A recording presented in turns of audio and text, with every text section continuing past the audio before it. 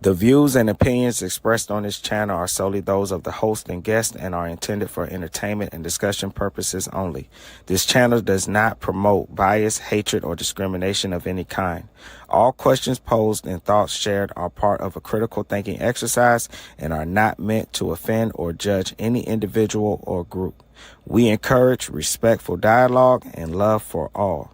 Please remember to think critically and engage thoughtfully. We aim to foster a positive and inclusive community where everyone feels welcome. Thank you for being a part of Risky Behavior ENT. Risky behavior.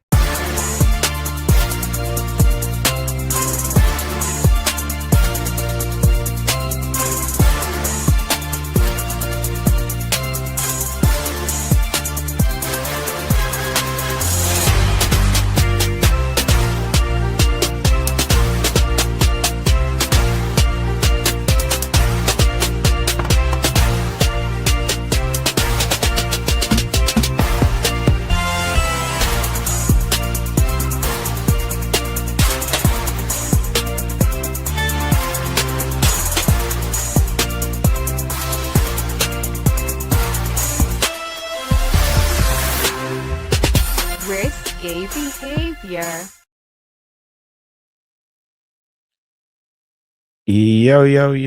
Yo. What's up? Welcome back. This is Risky Behavior ENT. I am Mr. Diabolical himself. Everybody's talking about it, so I figured I check into it. The whole shooting of Renee Nicole in Minneapolis. Of course, I've been in the spaces and, the question's been going around, people fighting on both sides. Who was right? Who was wrong? Should she have been shot and killed? Was ICE in the wrong? Was she in the wrong? Who knows? So I said, well, hey, I'll go live and check out some of these news stories because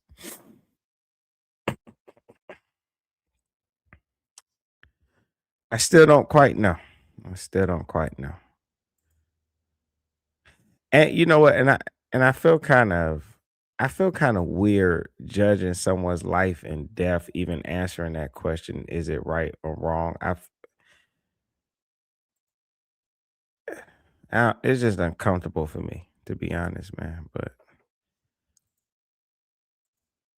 let's see. Share screen audio. Boom. All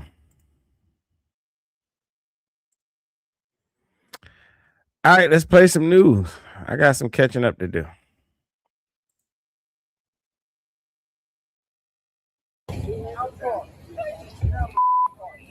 No! Shame! Oh my God! What the fuck?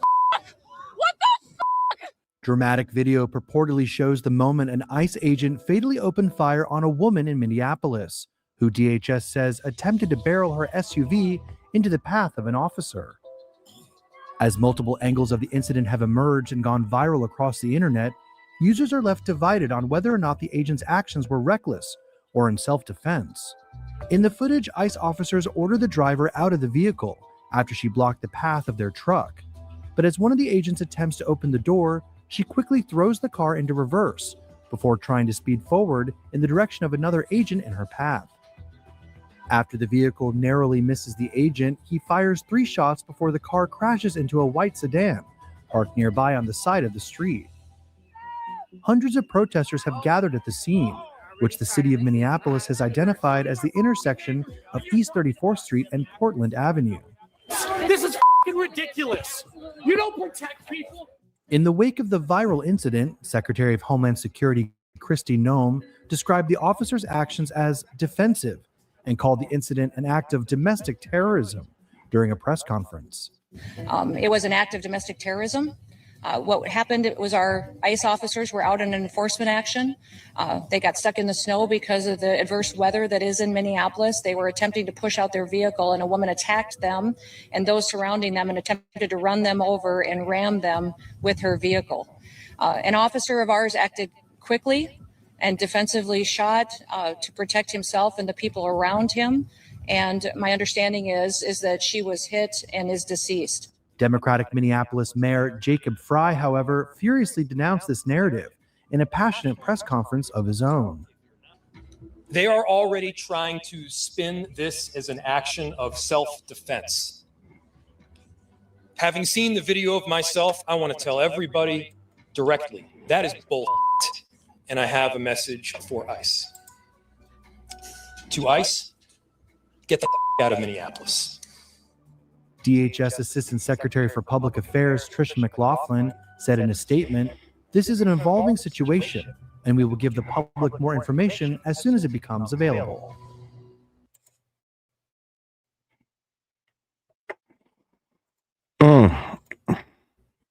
Yo, what's up, Michael? He said it was a horrible situation, but we cannot normalize attacking officers. It all happened in a matter of seconds, and it's horrible.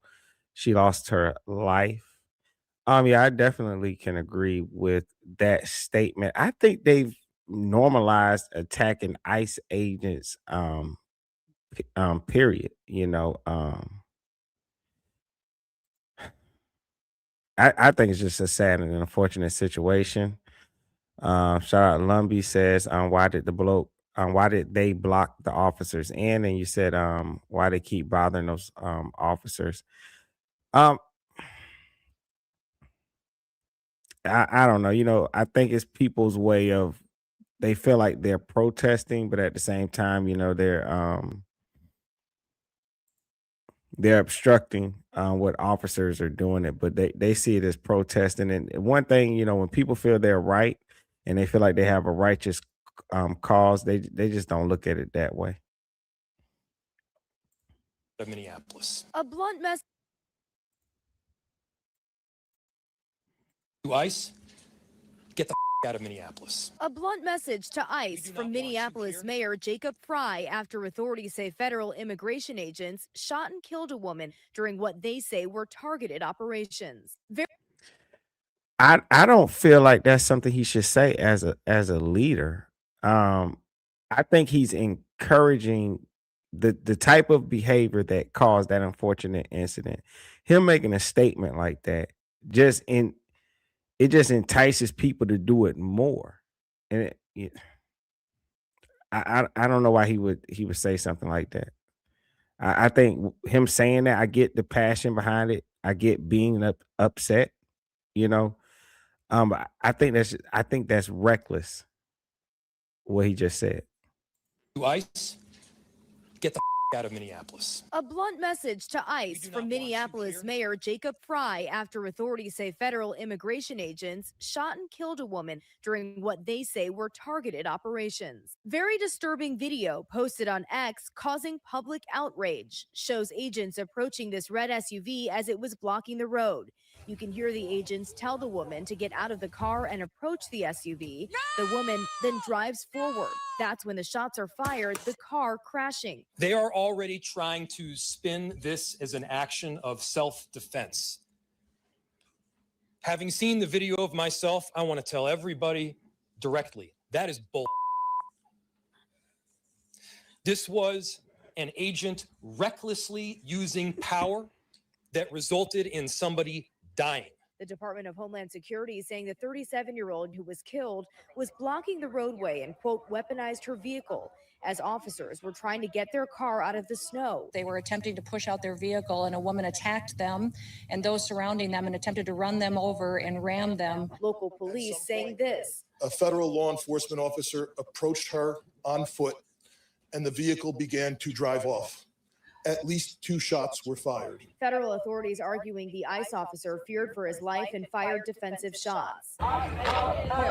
Video shows protesters clashing with law enforcement, throwing snowballs at vehicles, tear gas deployed into the crowd. We've been warning for weeks that the Trump administration's dangerous, sensationalized operations are a threat to our public safety, that someone was going to get hurt. And today that recklessness cost someone their life. The Trump administration says 2,000 agents had recently been deployed to Minneapolis. As we just heard, the mayor now demanding they leave the city, saying they deployed. Oh, we go back to what he said. Trump administration. tear gas deployed into the crowd. We've been warning for weeks that the Trump administration's dangerous, sensationalized operations are a threat to our public safety, that someone was going to get hurt. And today that recklessness cost someone their life. The Trump administration says 2,000 agents had recently been deployed to Minneapolis. As we just heard, the mayor now demanding they leave the city, saying they are only causing chaos. Yeah, I don't think that's a fair thing to say. Oh, it's a threat to public safety. Yeah, if people purposely seek out and try to block ICE agents from doing their job.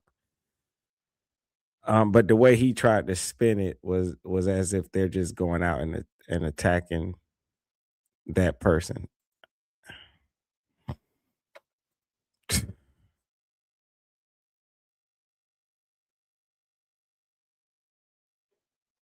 My name is Brian O'Hara, BRIANO'. I am the Minneapolis Police Chief. This morning, Minneapolis police officers received a report of federal law enforcement being involved in a deadly force incident, meaning shots had been fired. Minneapolis police officers responded to the scene. We arrived and found a woman with a gunshot wound to the head. Life-saving measures were performed at the scene, including CPR. The woman was transported to Hennepin County Medical Center, where she has since been pronounced deceased. The preliminary information that we have indicates that this woman was in her vehicle and was blocking the roadway on Portland Avenue, midway between 33rd Street and 34th Street in the city. At some point, a federal law enforcement officer approached her on foot, and the vehicle began to drive off. At least 2 shots were fired. The vehicle then crashed on the side of the roadway. Minneapolis police officers secured the crime scene and assisted in trying to preserve the evidence that is there. We have since turned over the scene both to the Federal Bureau of Investigation as well as the Minnesota Bureau of Criminal Apprehension, which will be conducting an investigation into this use of deadly force. I want to thank the mayor, city council president, other members of the city council, state legislators that were on the scene. This has been a very difficult time for everyone in the city. And this is obviously a very, very tragic situation where a woman has lost her life. That being said, in addition to this tragedy, which unfortunately we did predict, we were seriously concerned about further escalation from the scene. And I want to thank the elected officials that came themselves to help us prevent that from happening, as well as the individuals on that scene that remained peaceful and that abided by law enforcement instructions so that we could preserve that scene and ensure that a full and transparent investigation can take place. That being said, I just echo the mayor's comments that we ask that the community continue to call for peace.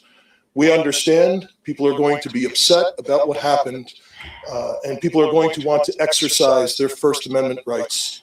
But please do so safely and lawfully to ensure that we do not have any further tragedy in this city or destruction. Thank you.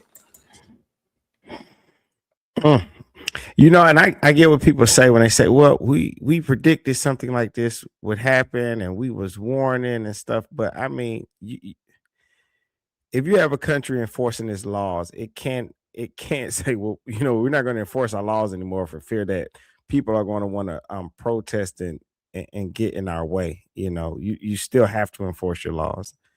And this whole thing with her driving the car towards the officer, I've seen so many news stories of people who were shot for that. I can't lie. I was kind of surprised that people are arguing about this. I've seen this happen plenty of times before. Even if people say, well, you're trying to drive away and you're trying to get away. If the path in which you're taking to get away, there happens to be an officer standing there, I always thought your vehicle was considered to be a weapon at that point.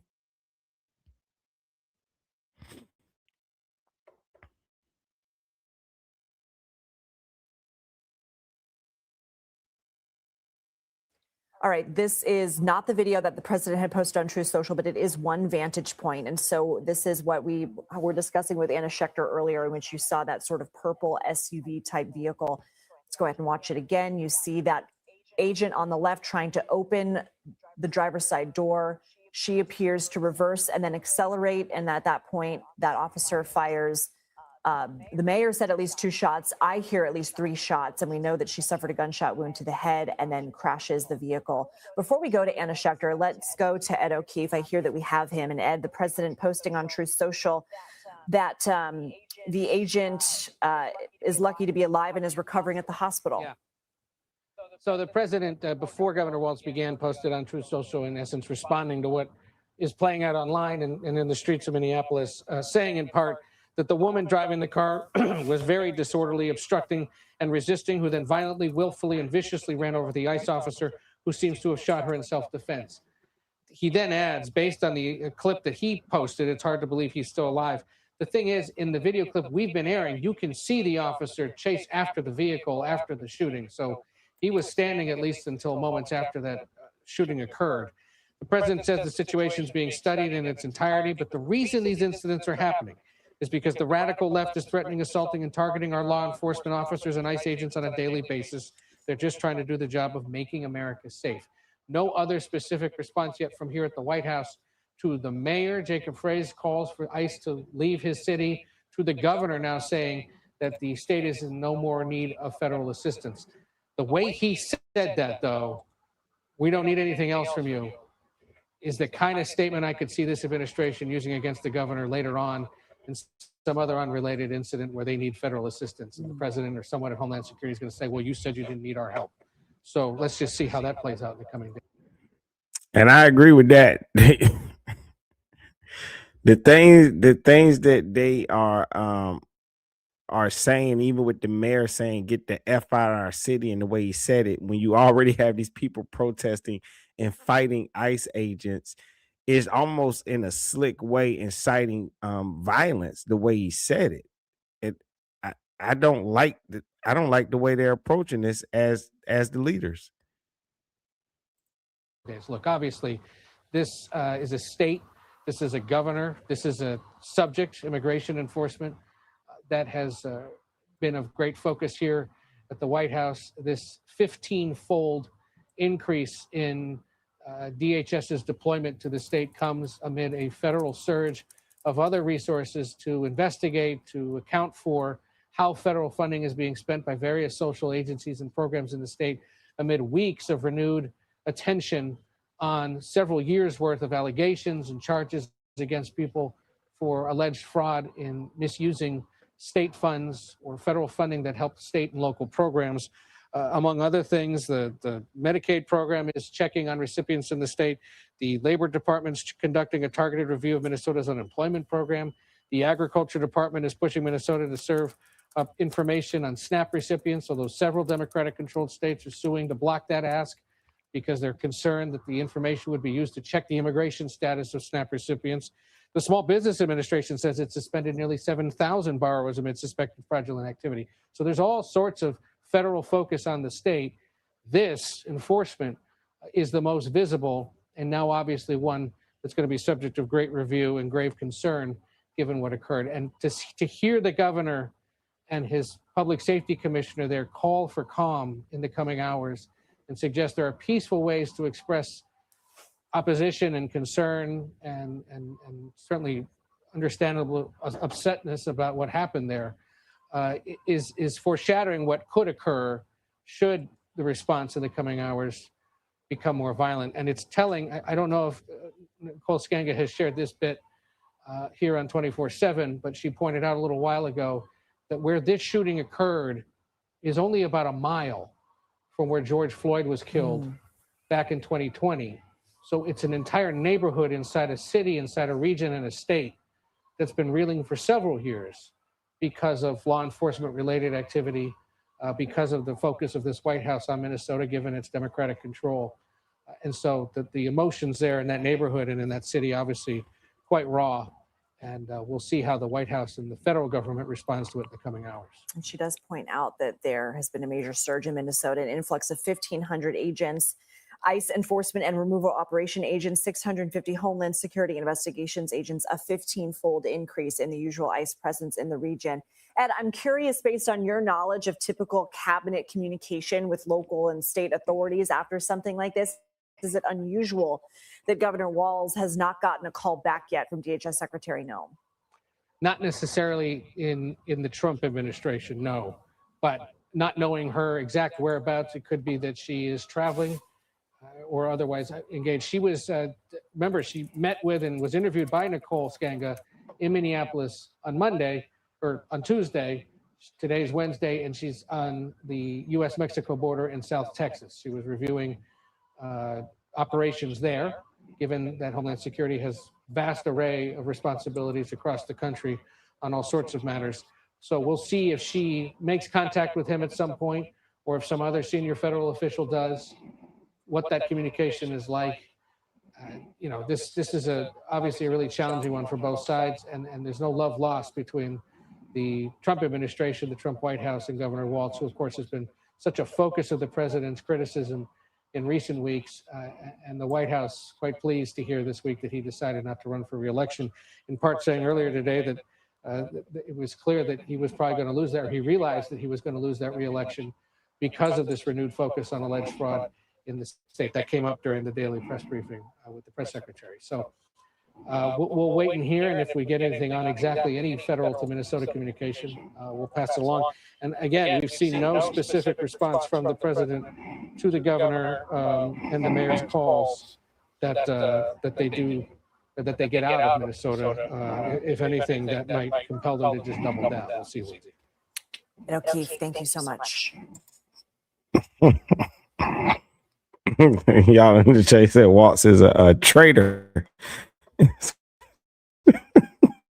And tensions are running high in Minneapolis tonight. There's a lot of anger over this woman's death and questions about whether this shooting was justified. Oh man, hold on, let me rewind it. This one is former MSP trooper weighs in on deadly ICE shooting of Minnesota woman. And tensions are running high in Minneapolis tonight. There's a lot of anger over this woman's death and many questions about whether this shooting was justified. A vigil tonight to remember Renee Nicole Good, the 37-year-old woman killed by an ICE agent in Minneapolis. This video shows one view as ICE agents approach her maroon SUV. A neighbor describes what she saw. She was totally peaceful, and ICE, it seemed completely unorganized. They didn't really know what they were doing. The woman's SUV backs up and then moves forward before an agent starts shooting. ICE agents repeatedly ordered her to get out of the car and to stop obstructing law enforcement, but she refused to obey their commands. They are already trying to spin this as an action of self-defense. Having seen the video of myself, I want to tell everybody directly, that is bull to ICE. Get the out of Minneapolis. The Democratic mayor of Minneapolis is blasting how federal officials are characterizing the shooting and criticize the federal deployment of more than 2,000 officers to the state. This was an agent recklessly using power that resulted in somebody dying. Homeland Security Secretary Kristi Noem says the woman had been impeding ICE officers this morning and then blocked the road with her car. This appears as an attempt to kill or to cause bodily harm to agents, an act of domestic terrorism. I don't think we can land on a hard yes that this was a domestic terrorist act. Security expert and former Mass State Trooper Todd McGee has many questions about the violent confrontation. He says it's too early to draw conclusions about whether the shooting was justified. We need more information than just the video footage that we've seen. We need eyewitness accounts, and we need to weigh all of that information before we make a judgment. Federal officials say the ICE agent who fired those shots was hit by that car but not seriously hurt. Those officials say that ICE operations in Minneapolis will continue. Live in the newsroom, John Atwater, WCVB News Center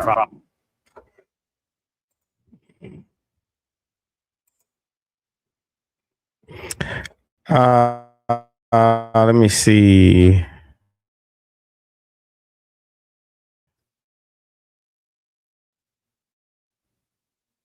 If you would give me your name and kind of look over.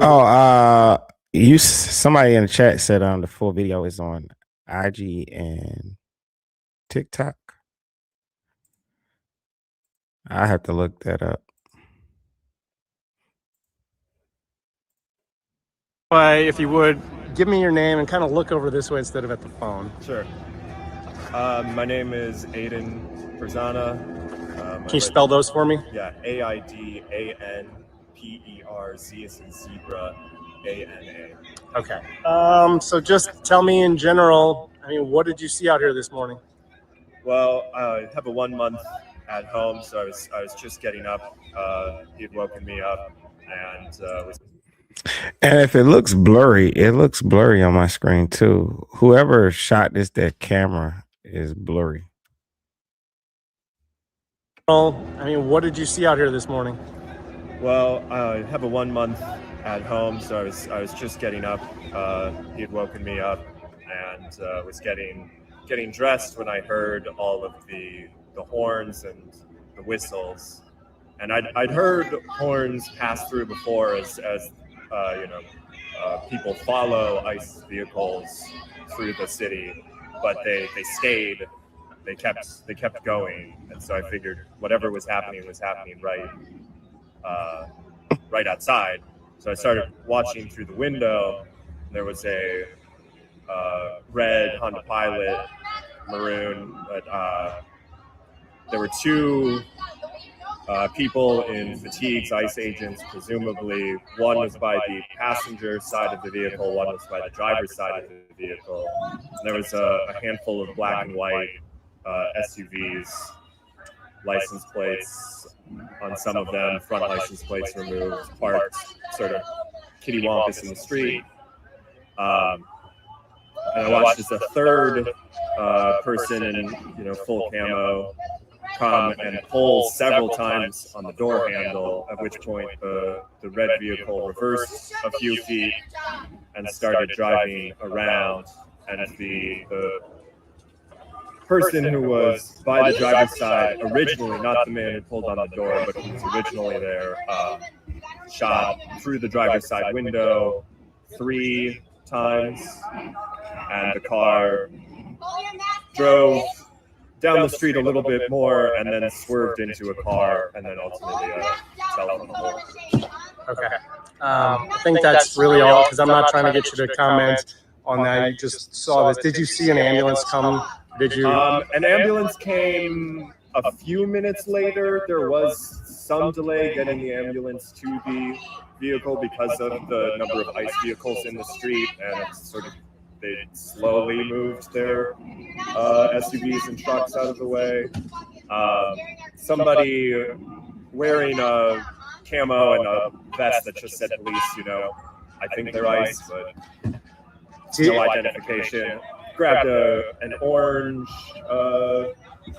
sort of OtterBox style case and ran up to the vehicle. They pulled the person out and onto the boulevard before the ambulance got there.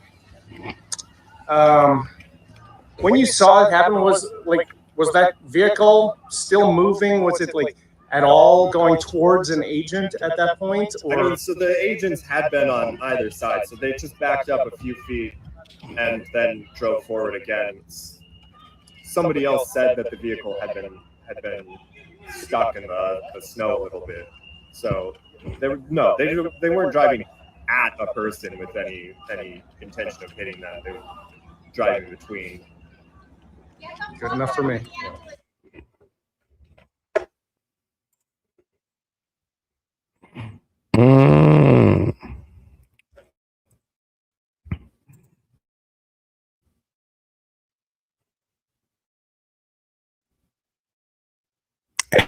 He I'm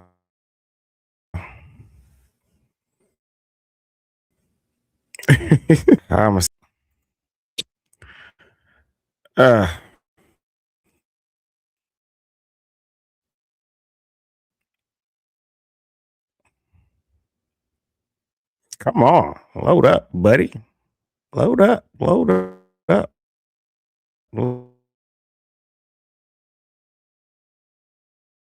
Load up. Load up. Load up.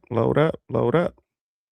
Our team coverage now with Fox 9's Leon Purvis. He's been on scene since early this afternoon. And Leon, you saw protesters throwing snowballs at local law enforcement who were there for crowd control, also blocking and pounding vehicles when those federal agents were on scene. You also spoke to some people who gave you their account of what they saw.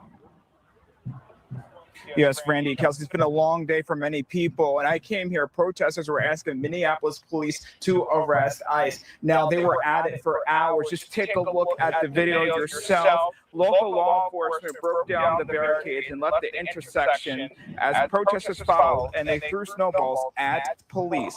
Once police left, the community blocked off the road to hold a community vigil for Renee Nicole Good. And I talked to one eyewitness who saw everything unfold this morning.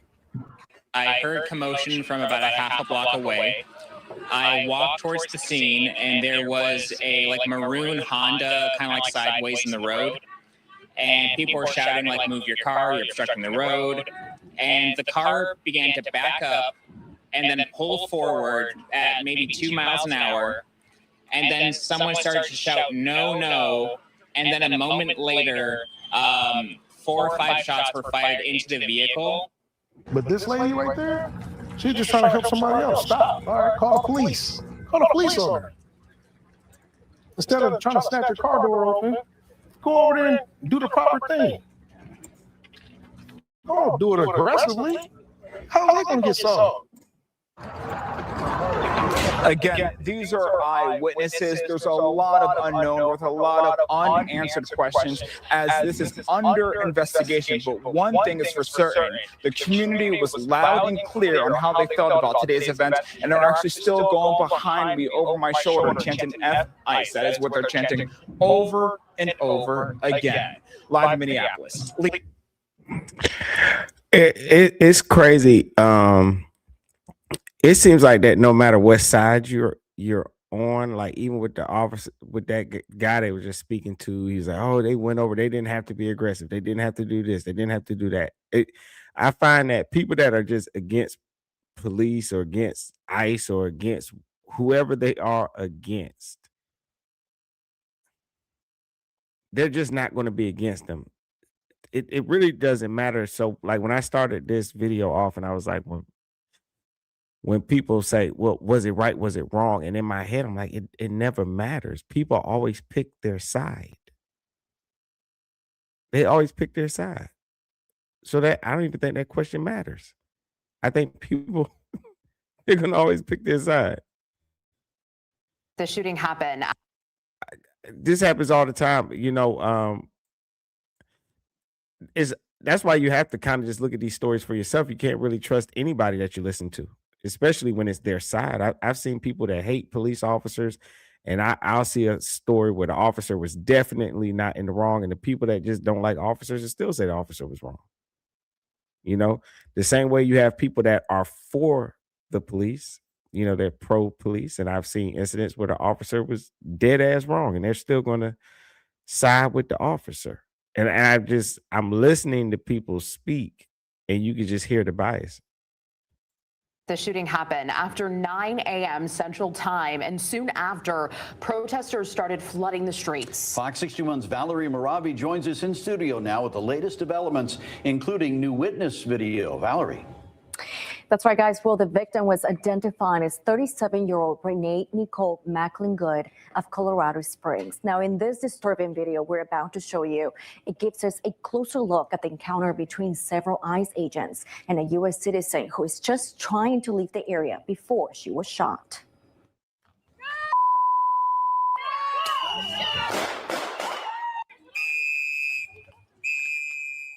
I heard 4, possibly 5 shots, and then the car sped forward because this person's injured and their foot went down. And then it crashed into a nearby car. I saw the passenger exit the vehicle. They were crying and their face was covered in blood. The agents on the scene were shouting, no pulse, no pulse. The raw reaction from a Minneapolis witnessed the graphic video that captured the nation's attention. It shows the moment when 3 ICE agents approach a woman in her car parked in the middle of the road Wednesday morning. She refused to get out. One of the agents attempts to open the driver's door. She then immediately tries to drive away, but another agent tries to stop her and shoots her. The car is then seen crashing another car. The shooting has sparked a mix of emotions by the Minneapolis community and community leaders across the country, including Executive Director of Integrated Refugee and Immigrant Services in Connecticut, Maggie Mitchell-Salem. I was horrified to see what federal agents would do to another human being. I don't care what their immigration status is. She was shot at point blank range. Absolutely no threat to the agents who killed her. During a press conference, Department of Homeland Security Secretary Kristi Noem said this incident goes to show the act of violence ICE agents experience on a daily basis, calling it, quote, "It was an act of domestic terrorism." What happened, it was our ICE officers were out in an enforcement action. They got stuck in the snow because of the adverse weather that is in Minneapolis. They were attempting to push out their vehicle and a woman attacked them and those surrounding them and attempted to run them over and ram them with her vehicle. An officer of ours acted quickly and defensively shot to protect himself and the people around him. But not everyone shares the same thought. Minneapolis officials emotionally disputed this was an ICE offense. They're ripping families apart. They're sowing chaos on our streets. And in this case, quite literally killing people. This was so preventable, so unnecessary. I don't want to be right about this, but I said if they do this, they're going to create a chaotic situation where someone innocent is going to get killed. And they did it. And now we hear more political rhetoric. Enough. Enough is enough. You could see this coming from the administration's actions. This is a natural next step to an administration that detains people in inhumane conditions, that sends them to third countries where they're going to be abused and tortured, that violates court orders. This is just... Now, Greta survived by her 6-year-old kid. And as this breaking story develops, we'll keep you updated both on air and online at fox61.com. For now, live in the studio in Valerie Moravi, Fox 61. Well, crowds gathered in the city tonight to hold a vigil for good. A makeshift shrine of flowers and candles was set up near the scene of the shooting. Speakers at the vigil condemned federal officers' actions and called for the ICE officer to be charged. The shooting occurred just blocks from where George Floyd was killed back in 2020. Meanwhile, a protest against ICE was held in New York City tonight. Immigration advocates gathered in New York's Foley Square for what they call an emergency rally. The location chosen is between the federal courthouse and DHS headquarters in New York.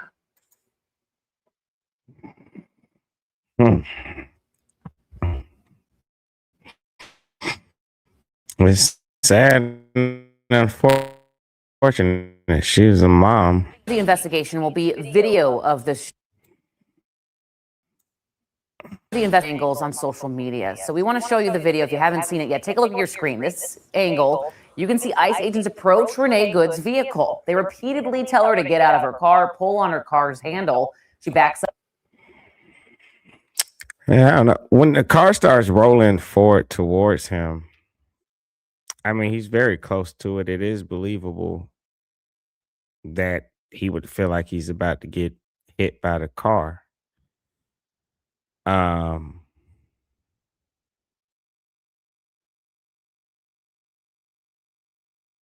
I was always told that if you drive your vehicle towards an officer, that vehicle is now a weapon and that they had every right to shoot.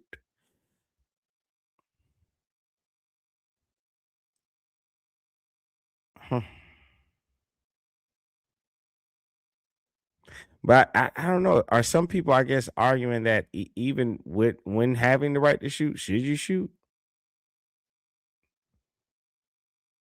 I mean, it's slippery and icy out there. I heard somebody say before that, I heard the argument that they don't feel like the officer would have shot the person if it wasn't ice out there on the road. Like they feel like if the officer felt like he could dodge the car, then maybe he wouldn't have shot. I don't know if that's true, and I don't think any of us could figure that out. There's no way for us to know that, right? Because we can't rewind the hands of time and stuff. But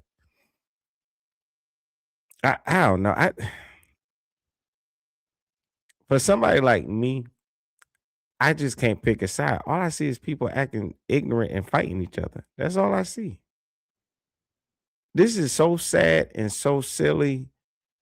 All I can do is shake my head at everyone. This vehicle. They repeatedly tell her to get out of her car, pull on her car's handle. She backs up and starts to drive forward when an officer then fires his weapon.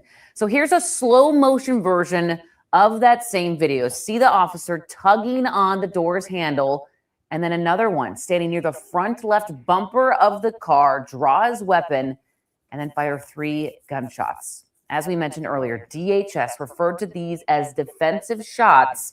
But there's a debate this morning on whether the officer was reasonable in fearing for his life. Now, we talked to a few use of force experts.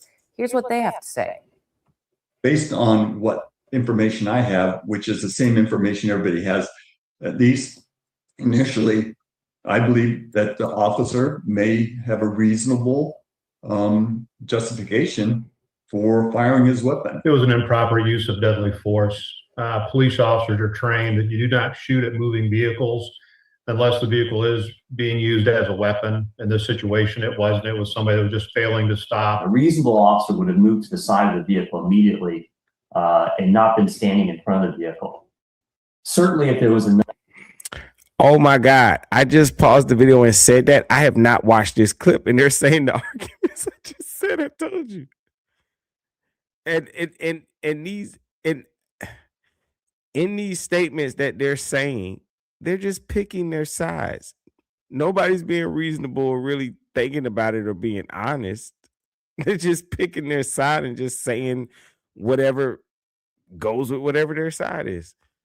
Do not shoot at moving vehicles unless the vehicle is being used as a weapon. In this situation, it wasn't. It was somebody that was just failing to stop. A reasonable officer would have moved to the side of the vehicle immediately and not been standing in front of the vehicle. Certainly, if there was enough time for the officer to draw and fire their handgun, there was enough time for the officer to move out of the way.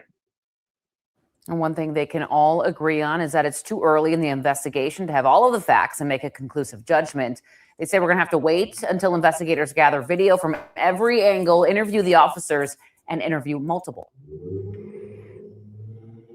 Yeah, we need a every angle video. I kind of like rushed and just jumped online because I was talking I was talking on Clubhouse about this, and I don't know. They asked me to host a room on Clubhouse, and it was like asking me what I think about it. And when somebody like dies, I'm just not comfortable jumping in there and speaking in a way to say whether I'm not God. I can't say whether somebody deserved to die or not, and I can't say whether it's right or wrong or not. And I know Sassy mention it in chat. She was like, because somebody what did you say, Sassy, ride the fence or whatever? And it might seem that way sometimes, but sometimes I just don't know because I don't trust the news fully. I do see the video, but I don't see the whole video, like what happened prior to. And when I say see the whole video, you have people that are saying that the officers gave conflicting commands. And I really need to see if that's true. So I would need their body cam footage and stuff like that. I want to see, because I think that's going to make the difference when it comes to this incident. Because some of the witnesses were saying, well, one officer was telling her to get out the car. You had another officer saying, get out of here, like drive off. And to me, that's what's going to make the difference.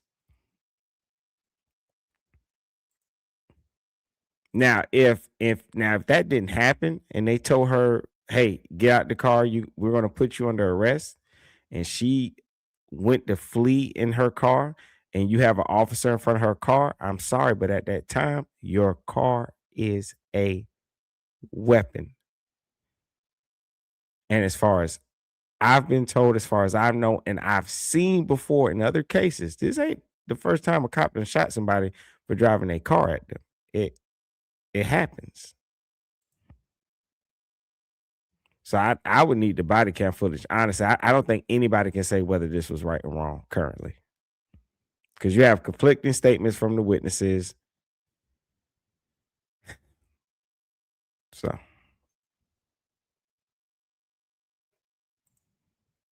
yeah.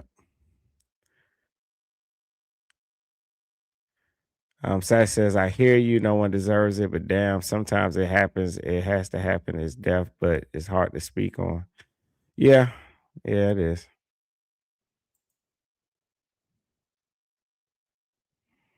Yeah.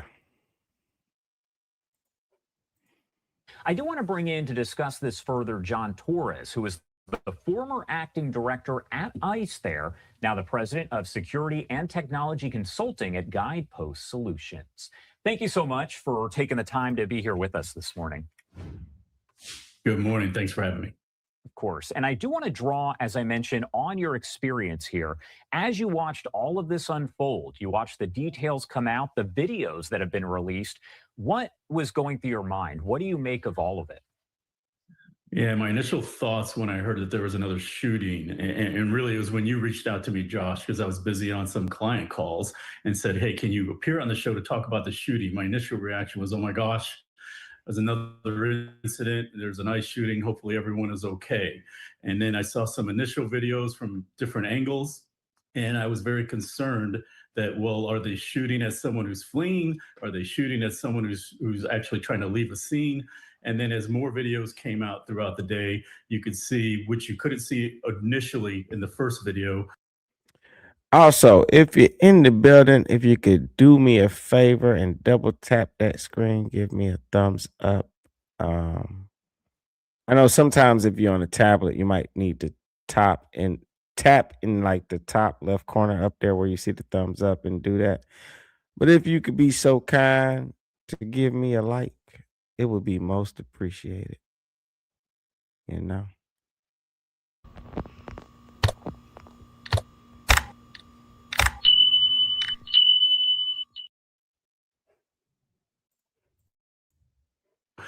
That there was an agent standing in front of the car.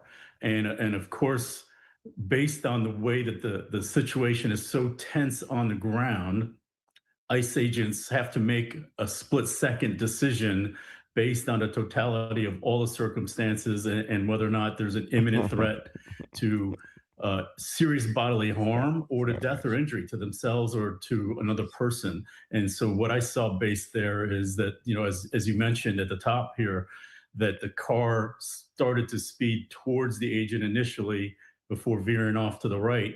And you really only have a split second to make a decision. Should you shoot?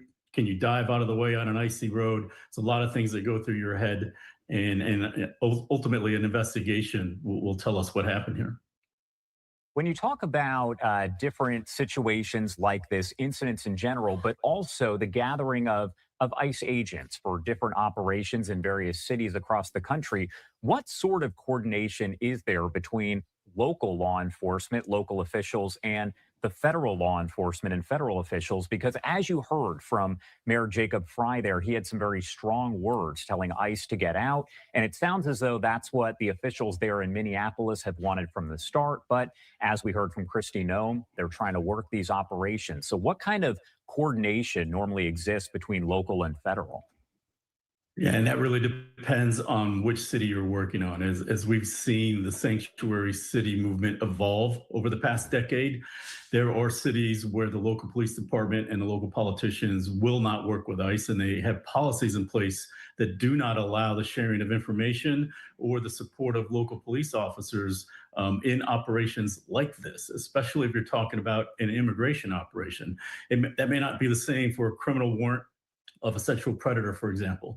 But in my day, before the sanctuary cities, the practice was to reach out to the local watch commander, tell them what you're doing, and request crowd control if you think that was going to be necessary. And that was never a problem. But that has definitely changed. You saw the press conference of the local officials there where they clearly don't want ICE there. And in fact, they're saying ICE go home and ICE is the problem here. When in reality, ICE has that job to do. They still have to enforce the law with or without the support of local officials.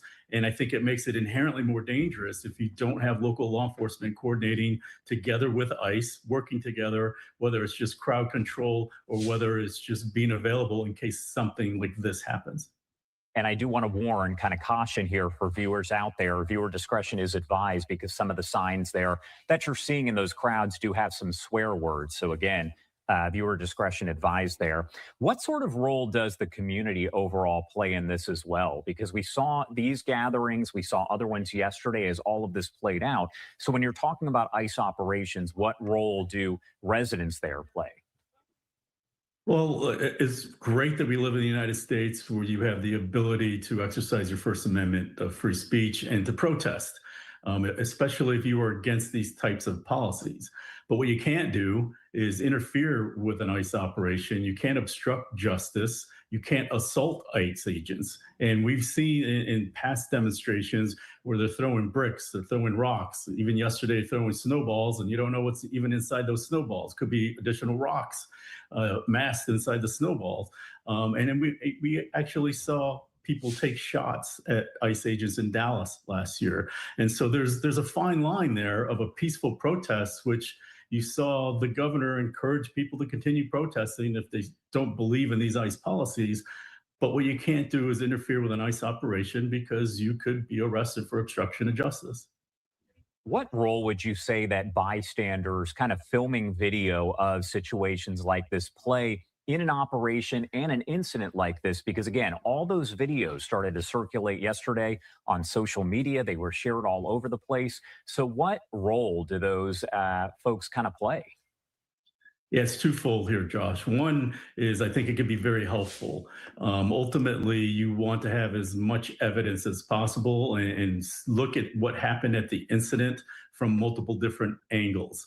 Without that video, it becomes he said, she said, and it only inflames the situation worse in an area like Minnesota right now, who don't want ICE conducting immigration operations in their state, where it becomes a distraction and a problem is that there are organized protesters that go from state to state picking on what is the flavor of the day. Is it pro Venezuela? Is it pro free Palestine? Is it anti-ICE? And they go from these different protests with their cameras interfering with ICE operations, just trying to get clicks on social media. And that You know what I heard about today is actually if you go on Indeed.com and like other websites, apparently they're paying you $25 an hour to be a protester.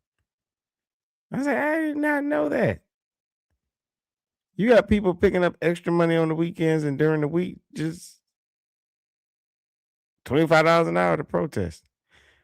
You probably make good money if you paired that with like Uber, like if you say you're doing Uber Eats or Lyft or something like that, right? I mean, you pair that by by getting like $25 an hour to protest. I had no idea they was doing that. Oddly enough, though, that is not as weird as when I found out of that.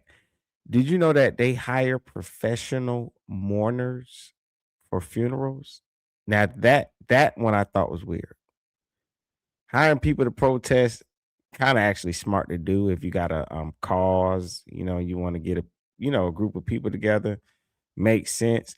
To me, it just was creepy though when I found out that they actually had people they hired to mourn, like show up to a funeral and cry and fall out. Professional mourners. that could be a serious problem. It inflames the situation and makes it more dangerous.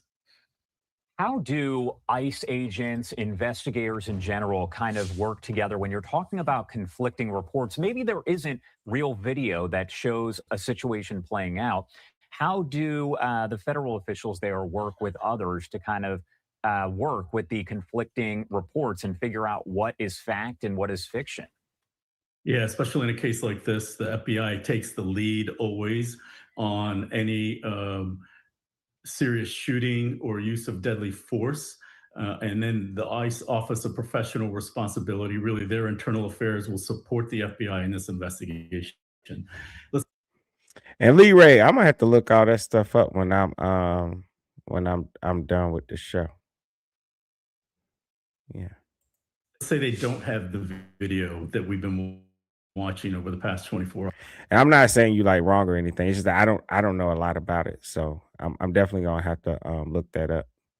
Which is why I do like going live and stuff, because usually people put things in the chat and I'm like, oh man, I didn't know about that. And I go look it up later. So hours. They will then take a look at everything else. They'll collect ballistics evidence. They'll do interviews with multiple witnesses on the scene. They'll take a look at forensics. They're going to look at all the physical evidence there, as you saw with the crime tape up, as FBI agents were combing through and taking measurements. They're going to look at all of that in totality, as well as what was going on throughout the day and what were the actions of both the officer and the victim prior to what happened. What is one thing that you maybe feel, just based on your experience, again, drawing from that maybe people misunderstand about how all of this works? Yeah, what people don't understand is that and one of the first things I saw on headlines on other stations was that an ICE agent shot and murdered a U.S. citizen. What they don't understand is that ICE also enforces 400 criminal statutes, everything from drug trafficking, money laundering, sexual predators, and gangs. And they do have the ability to investigate U.S. citizens. And many times, U.S. citizens are involved in smuggling operations, fraud, immigration fraud operations, or harboring and recruiting of illegal employees.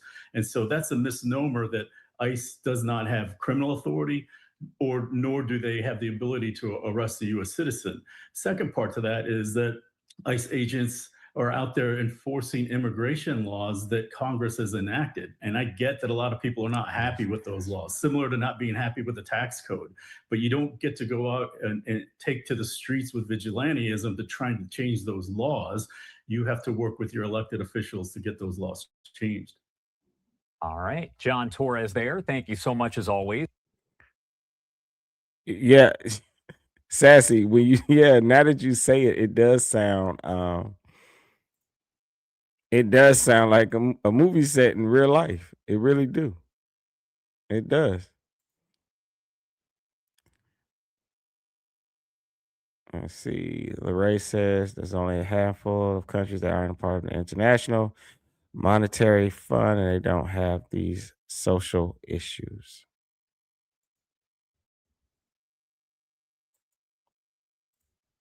For being here with us and helping to break it down. We appreciate your experience and, of course, commentary there. Is there anything else that we missed? Anything you want to make sure to add here before I let you go? Well, it's a tense situation on the ground there, and hopefully this isn't going to turn into what we saw a few years ago with the George Floyd riots. I think it would be better for everyone if cooler heads prevailed. All right, John, thank you again for being here. We definitely appreciate it.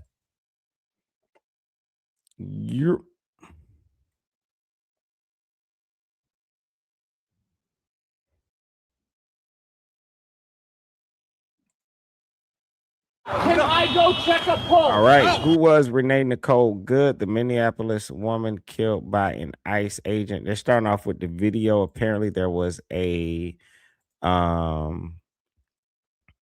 doctor on the scene that was asking to check on Renee, and ICE agents would not allow them to do so. I'm guessing it's for legal reasons. I don't know if they're allowed to just allow somebody to say, hey, I'm a doctor.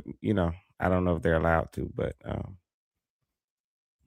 Can I go check a pulse? No, back up now. I'm a physician. Renee Nicole Good, the 37-year-old mother of three, fatally shot by an ICE agent in Minnesota Wednesday morning, was a stay-at-home mom who didn't show any signs of activism, according to family.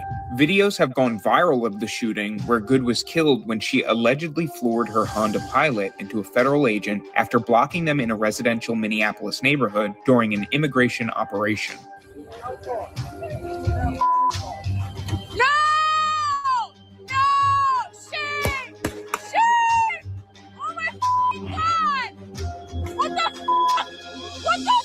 Good was shot in the head as she attempted to drive off, crashing into a parked car down the road. Born in Colorado Springs, Good, whose full name was Renee Nicole Macklin Good, was a devout Christian who took part in youth missions to Northern Ireland as a child. Good had 3 children, a 15-year-old daughter and a 12-year-old son with her first husband, and a 6-year-old son with her second. Good had moved to Valley Falls, Kansas with her parents after her second husband, who suffered from PTSD, died in 2023. She then moved to Kansas City, Missouri, before relocating to Minnesota last year and claimed on social media to be experiencing Minneapolis, displaying a pride flag emoji on her Instagram account. Her ex-husband said Good was a stay-at-home mother. The former spouse, who remained anonymous, never saw his ex-wife as an activist and didn't know her to participate in protests. He said Good and her current partner had just dropped off the 6-year-old at school before they encountered the ICE agents. Video following the shooting appeared to capture the heartbroken partner hysterically crying after Good's death. Hey, was you riding with her?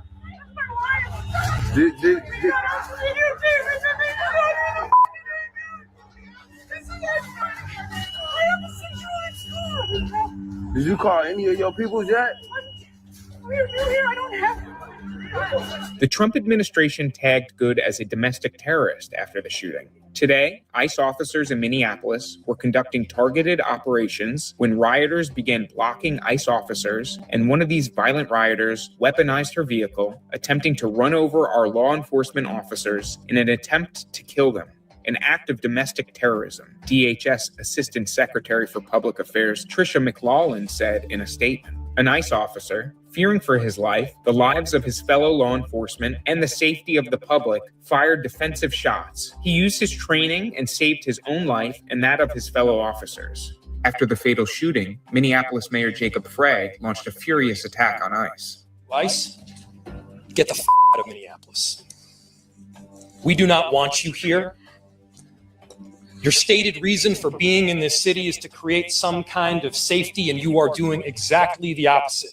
Good was killed on her older sister's birthday, her uncle Robert Ganger told ABC Denver 7. Her parents described her as a caring human being who was killed in a stupid circumstance. Renee was one of the kindest people I've ever known, her mother, Donna Ganger, told the Star Tribune. She was extremely passionate. She's taken care of people all her life. She was loving, forgiving, and affectionate. She was an amazing human being. She was probably terrified, Ganger added, saying the circumstance of the death were so stupid.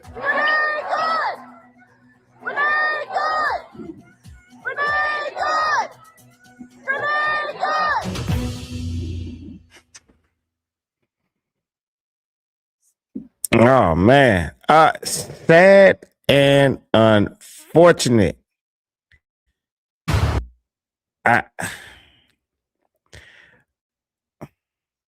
I really need more information with it. I'm sorry, this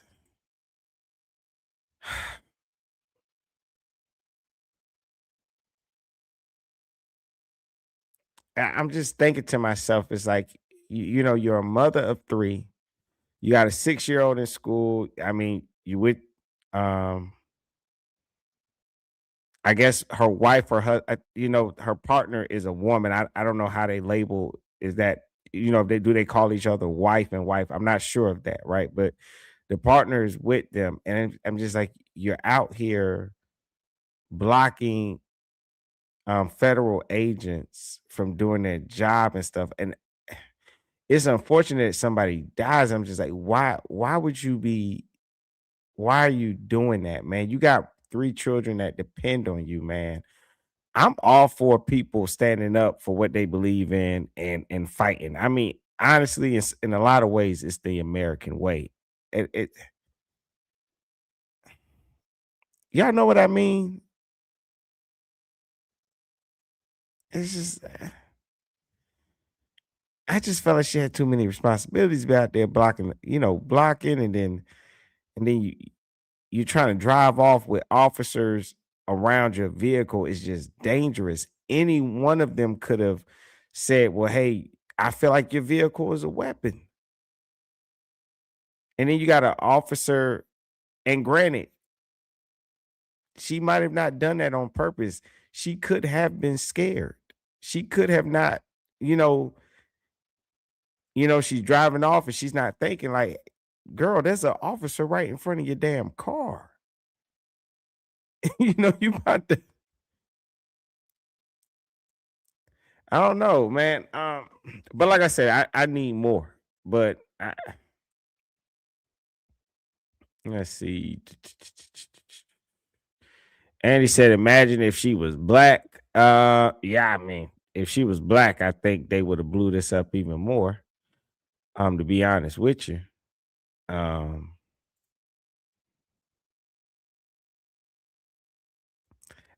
Sassy did it says she's dead. Can you explain more about if she was black, if you don't mind? I don't know.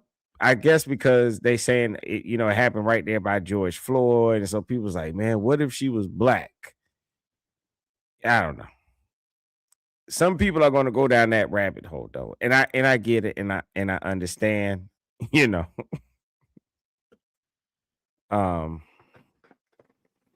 I think because of where it happened, if she was black, I just think they would have. I think they would have, or it could have been the same result. But I think they definitely would have said something. I think everything how it's going now would continue how it's going currently.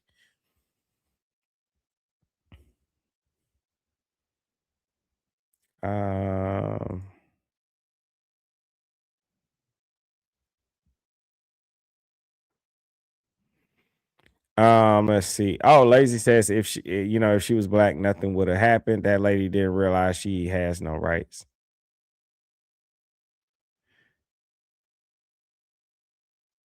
What do you mean, Lazy? You don't think a black woman would have acted that way with ICE agents? Is what you mean?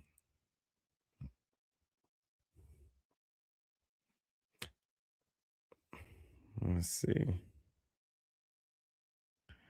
Oh, Andy is saying was black. There were right. Andy, I guess, thinks there would have been riots. I don't know. On the video, it looks like they're rioting though, but peaceful riots. I don't know.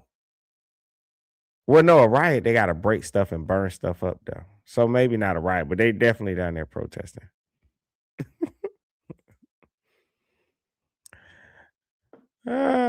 I don't know, guys. I don't know. I'm waiting for more of the story. I got Lazy laughing at me. Lazy journalist is saying she was never a protester. OMG, people believe anything. I don't know. So Lazy, you don't believe she was ever a protester or nothing? I thought maybe she was just protesting that day. I don't know. Some people are running around saying that she has a history of protesting and causing issues with the police. To me, that matters not. When it comes to this, I like to isolate things. People are making their judgments off of this based on the color of her skin. I'm pretty sure somebody's going to throw in there her sexuality, right? Because she's married to a woman. People are going to throw in their opinion based on what ICE is doing, Trump, immigration, everything in the world. And to me, I'm just going to isolate it. I need more video. I'm hearing witnesses say that, they're saying that you have witnesses that are saying that the officers told her to get out the car. But then you got another witness saying, wait a minute, I heard them say, get out of here, like leave. So did she pull off because she could have heard one officer telling her to leave? Because we've seen that before where you have police officers dealing with one suspect. And instead of just one of them talking, all of them want to talk. And what happens? They give conflicting orders. So I don't think we can judge any of this until we get some body cam footage and some audible that we can hear clear. To be honest. So I don't know if she was but I did hear that rumor at this point. I don't know that it's been confirmed. Let's see.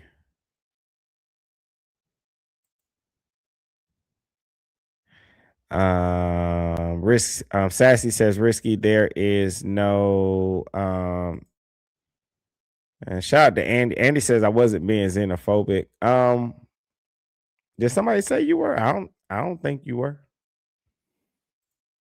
Sassy says risky. There's no explanation. Like you said, it's hard to say, especially if we weren't there.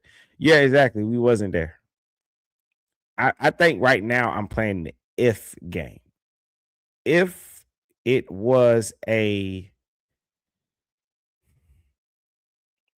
get out the car, no, and you move your car and there's an officer in front of you, I know that. And who said that in the chat? Earlier, someone else said it in the chat before. Mike brought it up in the chat too, that I know in my city, if you're given a direct order and the officer is right by the car and that car is perceived as a threat, they are to neutralize the threat. So just with what we have now, if you move your vehicle when given orders to step out of that vehicle and you move it towards an officer in their direction, from what I know, they can perceive that as a threat and that vehicle becomes a weapon.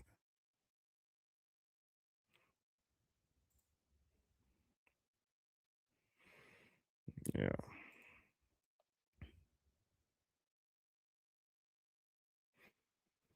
Yeah, Lee Ray, you are absolutely right. There is too much happening in this country, and it's only going to get worse. I hope it don't, but I fear it will. Tim Pyre says she was an activist with a group there. So, and her ex-husband says that he didn't know her to be. This is just something that stood out to me. This is just me speculating, right?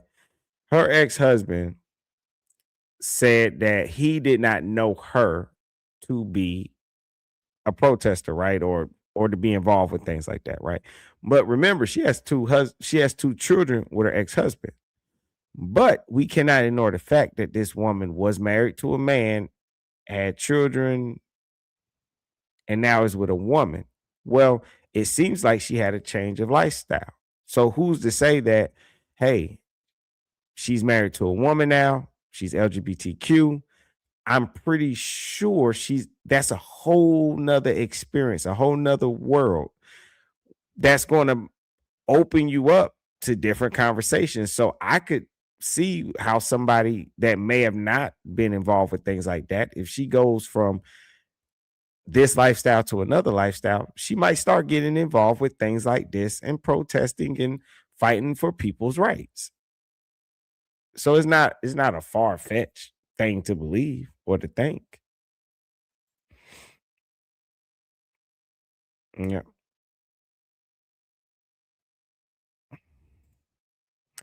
Lazy is saying no, they wouldn't have because she didn't break a law. ICE did. Yeah. Well, I don't know, Lazy. We got to wait for the rest of the investigation, honestly.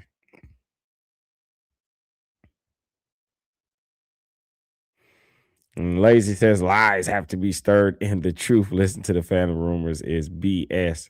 Yeah, man, we just got to wait for the rest of it, dog. We just have to wait for the rest of the information to come out. In Minnesota and across the country, protesters clash with federal agents one day after an ICE officer fatally shot a woman in Minneapolis.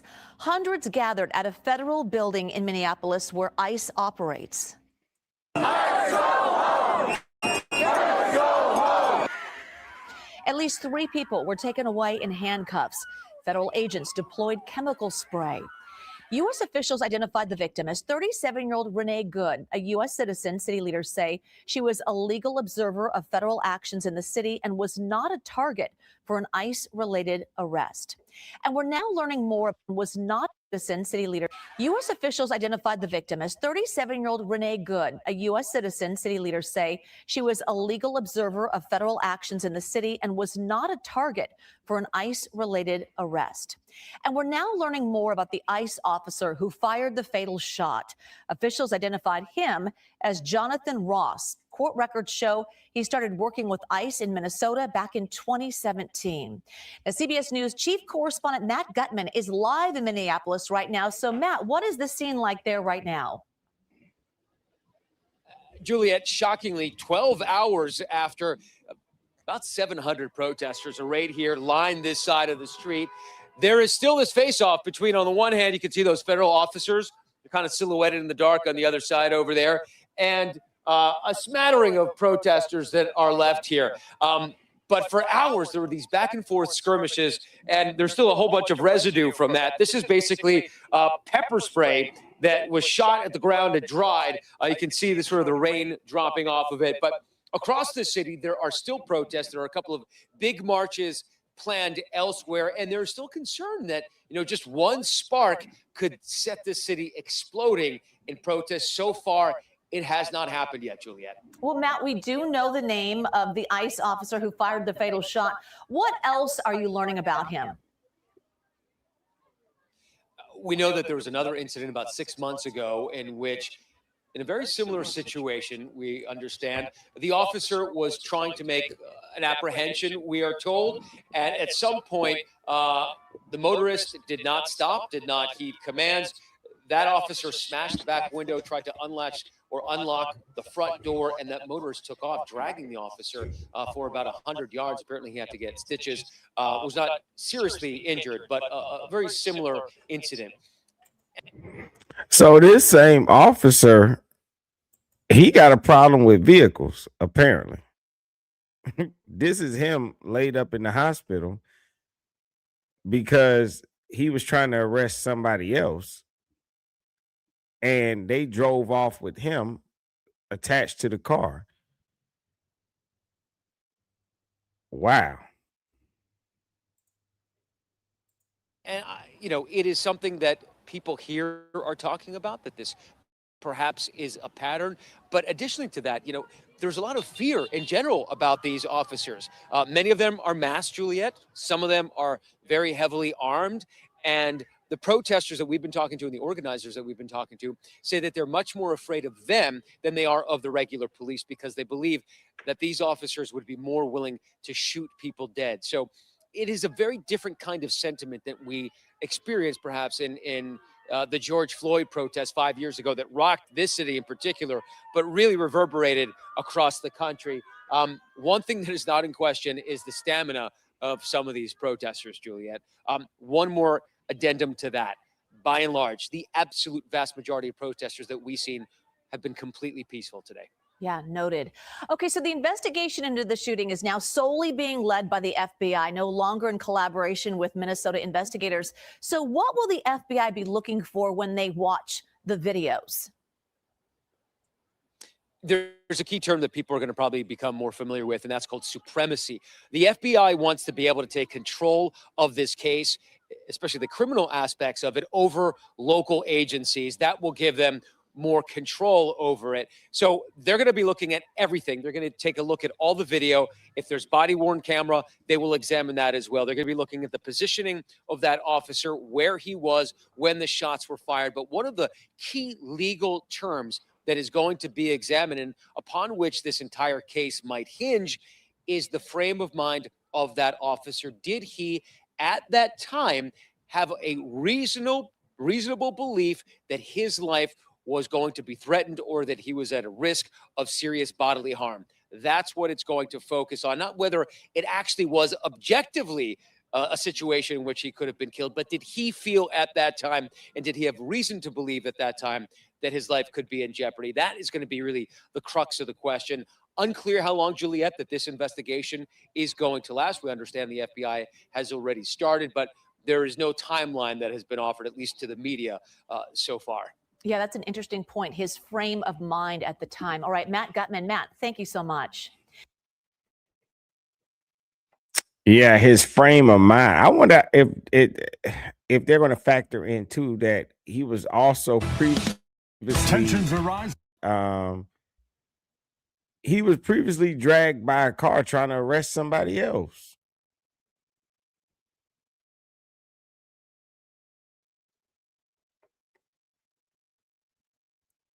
That's great. And another thing I think they're going to bring up, did he get any therapy behind that?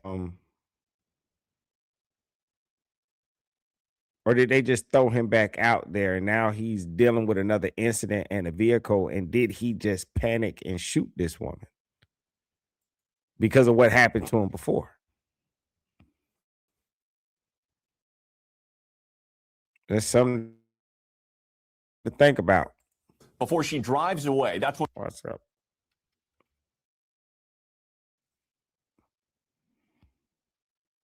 I put in by an ICE officer yesterday.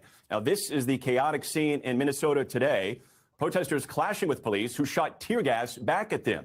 Demonstrators angered by the shooting taking to the streets all across the country, from California to Colorado and tonight, New York. Their outrage sparked by this moment when ICE officers approach a woman blocking the road with a car, then attempt to open her door before she drives away. That's when one of the officers opened fire, shooting and killing her. That woman, now identified as 37-year-old Renee Nicole Good, and killing her. That woman, now identified as 37-year-old fire, shooting and killing her.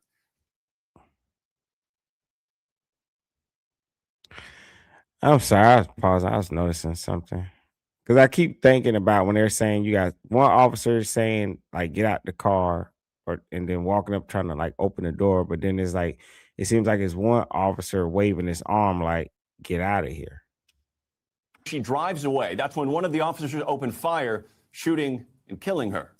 That woman, now identified as 37-year-old Renee Nicole Good, a mother and an American citizen.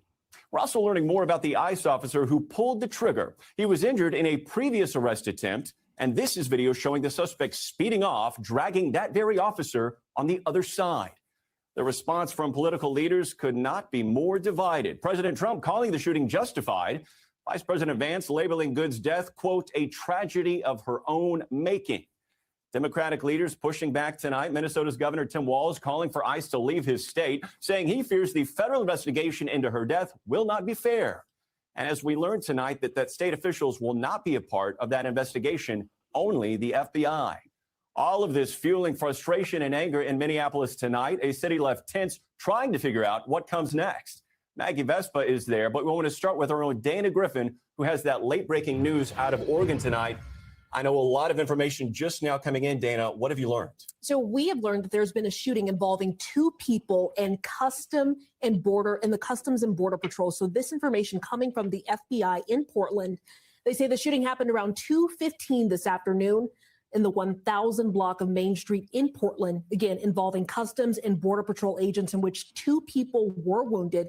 We're also getting some more information from police who claimed that a man had called police asking for help after being shot.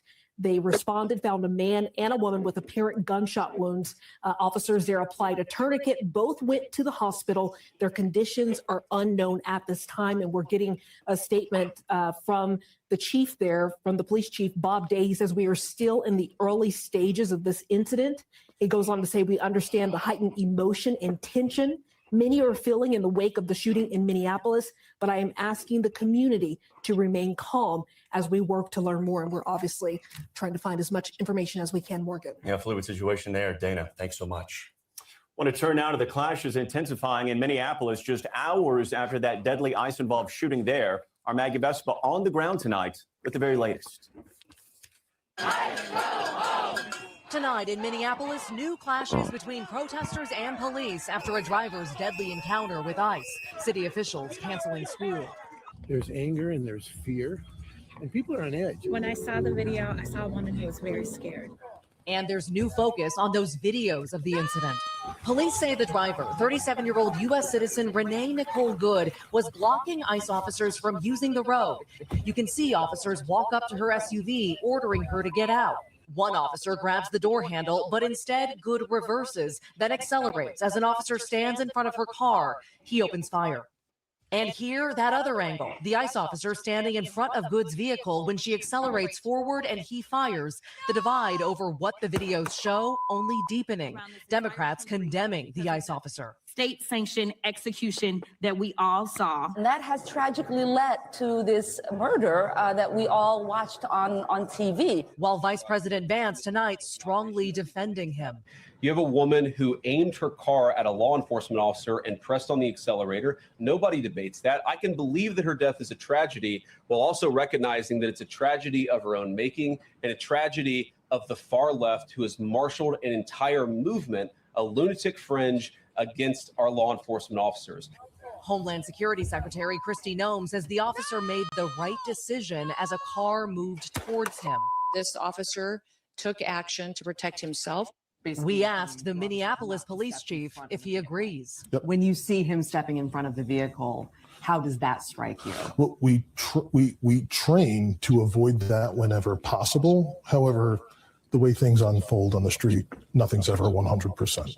And tonight, we're learning new details about the ICE officer. DHS telling us he was injured by a suspect's car just 6 months ago when, at a traffic stop, he tried to arrest an undocumented convicted sex offender who slammed on the gas while the officer's arm was still in the vehicle. This video showing the officer being dragged for 100 yards down the street. The officer seriously injured, court documents identifying him as Jonathan Ross. NBC News reached out to DHS requesting comment from Ross. And there's also new focus on this moment when a person who says he's a doctor offers to help at the scene. Can I go check a pulse? No, back up now. I'm in position. An ICE agent said, "I do not care." That lack of humanity was chilling to me.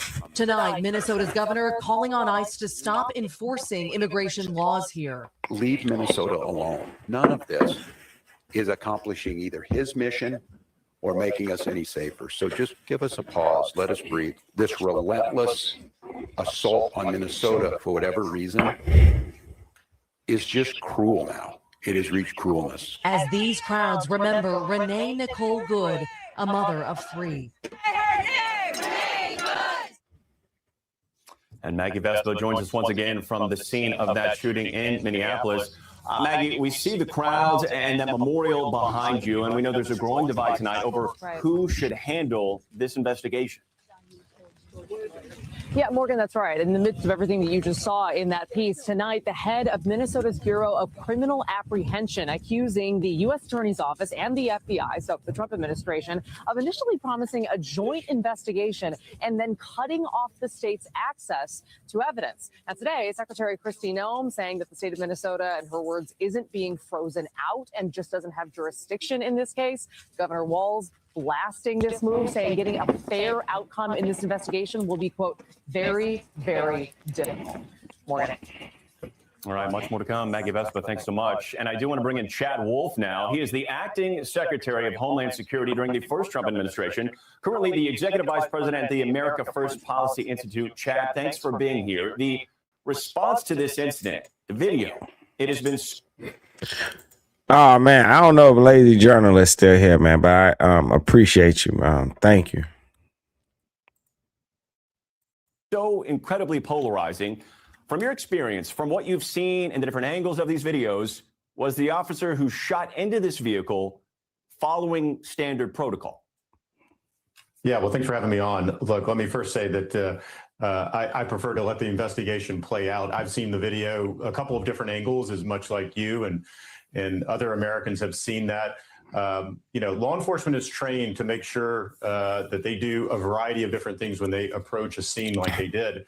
But I think at the end of the day, if that law enforcement officer believes that he is in danger from a variety of different circumstances, then they are authorized to use the appropriate amount of force to make sure that they are no longer in danger. And so as the investigation unfolds, we're going to understand more about what was the conversation that the officers and the direction that the officers gave the woman behind the wheel of the car, what, if anything, she said to them in return, and a bunch of other eyewitness testimony. So it's really important that we let that play out. But, you know, by the limited amount of video that I saw, that officer was in danger. Understood. Do you believe that there needs to be a discussion around potential changes to ICE protocol, again, from the videos you've seen? And again, I know it's still early here.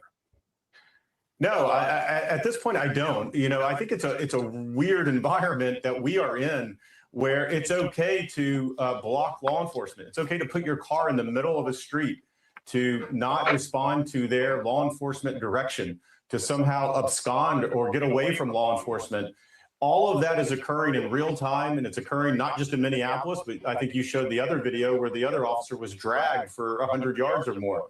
This should not be the environment that ICE finds itself in. We don't see this a lot with other law enforcement agencies because of the rhetoric that we hear here. So my first conclusion is not to say that ICE protocols are wrong. It's to say, let's actually protect ICE and let's treat them like any other law enforcement agency around the country. Understood.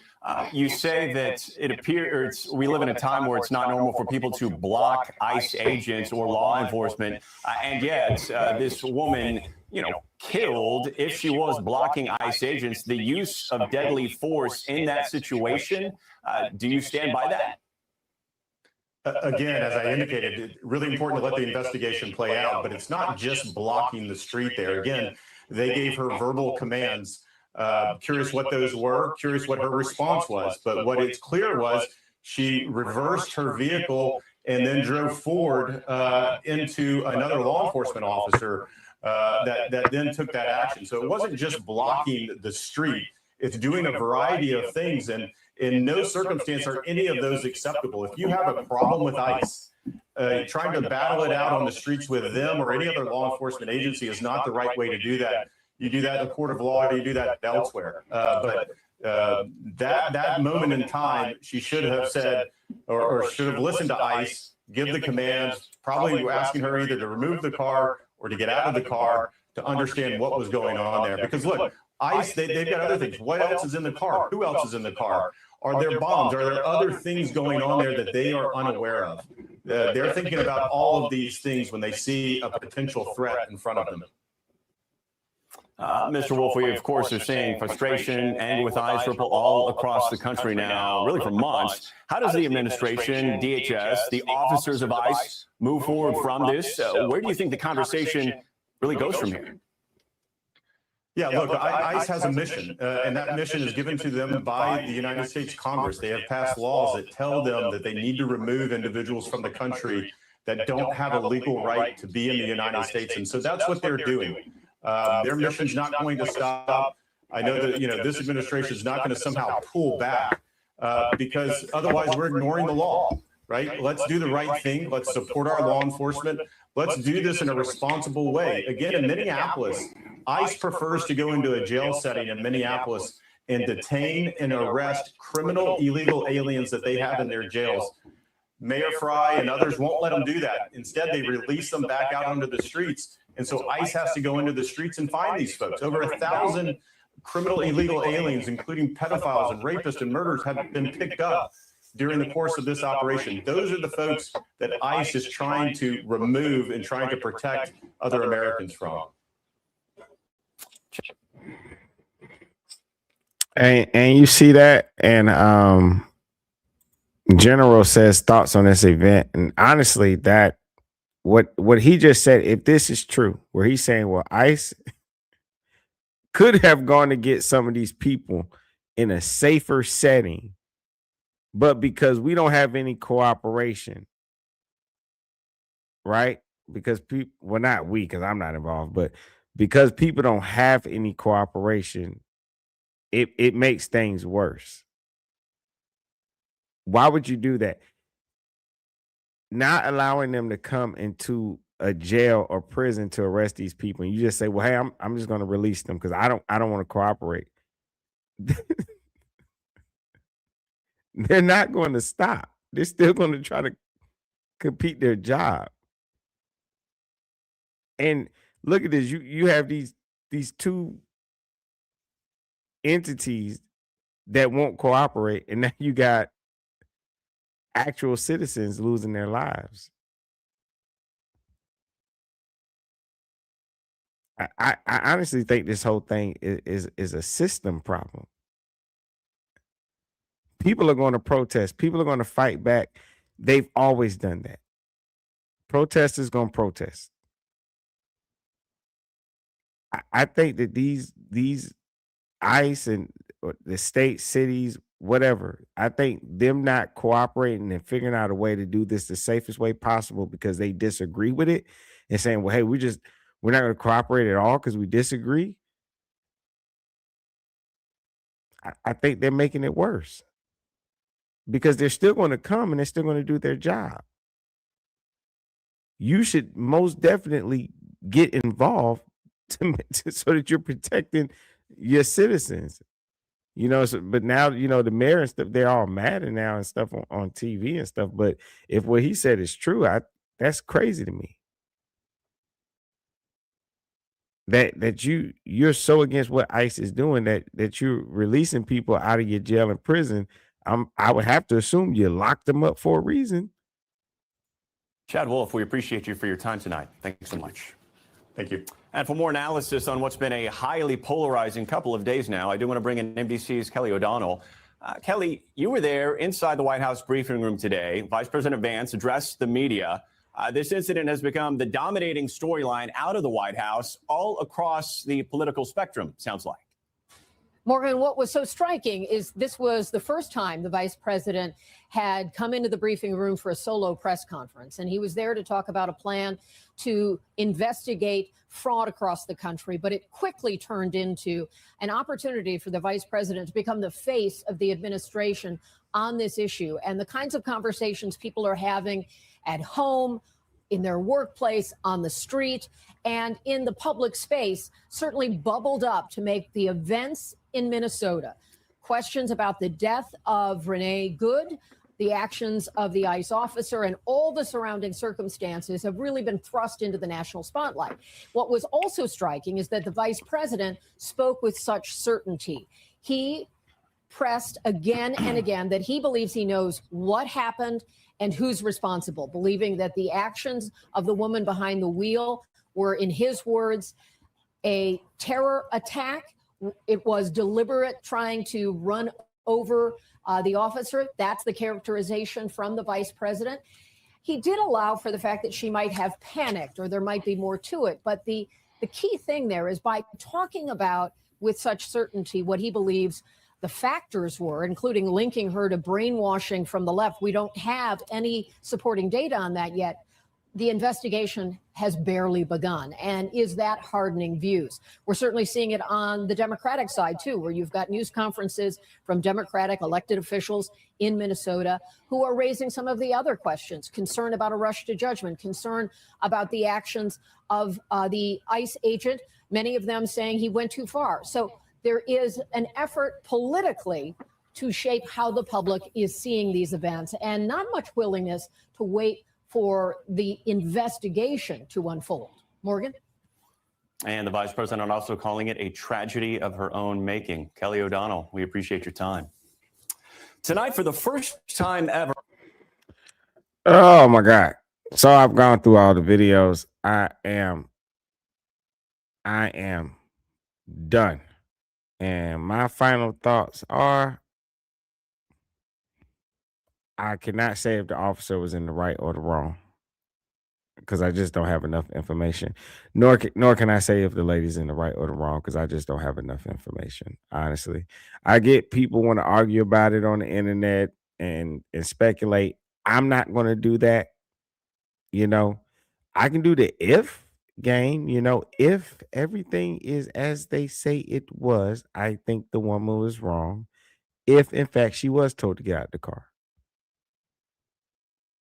Although some people saying one officer might have told her, hey, get out of here. It seemed like it was pure mayhem and confusion. I think they all panicked. But I do know that if you drive your vehicle towards a cop, an officer, agent, whatever, I know your vehicle then becomes a weapon. Some people say he should have stepped to the side. He shouldn't have pulled his gun. He could have dodged the car. I don't know. Maybe he couldn't dodge the car because it just so happens to be the same agent who in a previous incident was actually drugged by a car and put in the hospital. He could have shot because he panicked. He could have shot because he's actually been drugged by a car before. And he could have panicked. You know what I mean?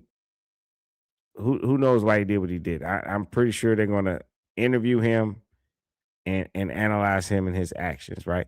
But I will say this: my answer to all of this currently, because I don't have all the knowledge, but I do have enough to say this.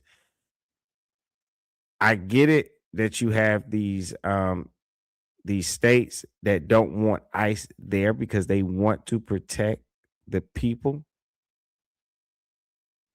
of their state or, in city. But I think not cooperating, I don't think that's the answer. I think they need to cooperate because ICE is going to show up and do their job anyway. I think it would be better that they cooperate, meaning they need to be there to protect their people to make sure that they can facilitate, because I don't think the people respect ICE. I don't think they look at them as police agents or anything. They're throwing things at them. I think if the local police was there to facilitate that, I think like that's a better, I think it will work out better. I think they need to start cooperating, not because they want to endorse ICE or they believe in them, but just simply so that they can protect the people of their state and of their city. I think honestly that's what they should do. That's the only thing that I got from all of this. Is that the way this is being done it look crazy the way this is being done. People dying, getting hit by vehicles and stuff. It just all look ignorant to me. And I'm not on anybody's side. None of these people pay me any money at all. Anywho, man, I'm about to get out of here. I hate playing sad stuff, but it really puts me in a bad mood. So I gotta I'm about to get out of here. I'm about to go watch a comedy movie or something like that. Oh my God. Anyway, this is Risky Behavior ENT. I apologize if I'm rambling on. I did this last minute. I said, let me get on here and watch these news clips and I'll go live about this and give my thoughts. But for anybody that was looking for me to say whether the officer or the woman was wrong, I simply ain't got enough information to say that. I just don't. I think it needs to be cooperation amongst these two different entities. They need to cooperate because honestly, I feel like it's their job to protect the public, even when the public is pushing back on them. I just feel like that's their job. And not cooperating and stepping to the side and crazy things like this has happened. People getting shot and killed, people throwing rocks and snowballs at ICE agents. Is like, come on, somebody has to step in and be the big brother and push these two groups, get in the middle and say, hey, look, you stand over there, you stand over there, and fix this, man. But I don't know. Maybe what's happening is exactly what whoever orchestrated whatever wants it to happen. So I don't know. Anyway, I appreciate you all. This is Risky Behavior ENT. I am heading up out of here. I will be back later on to do my usual. Risky behavior.